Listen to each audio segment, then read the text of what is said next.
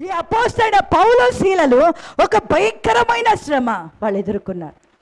ఏం చేసి? మేలు చేసి, మేలు చేసి.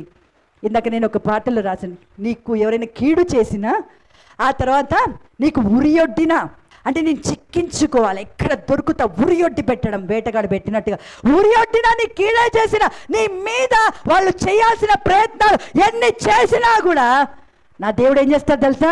వాటన్నిటి నుంచి జయమిచ్చేవాడు ఆయన. హల్లెలూయా! అనుభవించి చెప్తున్నాను నేను, జయమిచ్చేటువంటి దేవుడు ఆయన.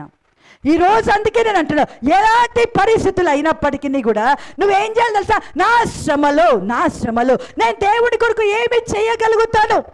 కృంగడము, వ్యతిరేకంగా మాట్లాడటము, అవిశ్వాస మాటలు మాట్లాడటము, అనర్థాల మాటలు మాట్లాడటము, ఇంకా నా బ్రతికింతే, నా జీవితం మారదు, నా భవిష్యత్తు ఇంతే, నాకు చీకటే, ఇవన్నీ విడిచిపెట్టి నువ్వు ఏమి చేయగలను నా దేవుని కొరకు ఈ పరిస్థితుల్లో?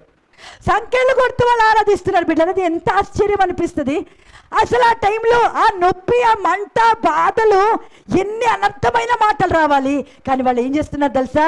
దానిని లక్ష్య పెట్టట్లేదు. శ్రమలో నువ్వు గాడ్స్ కాన్షియస్ అయితే భౌతికంగా నువ్వు అనుభవిస్తున్నవి ఏవి కూడా నువ్వు లక్ష్య పెట్టవు. అది దీనుని లక్షణము. స్తోత్రం చెప్తాం. హల్లెలూయా!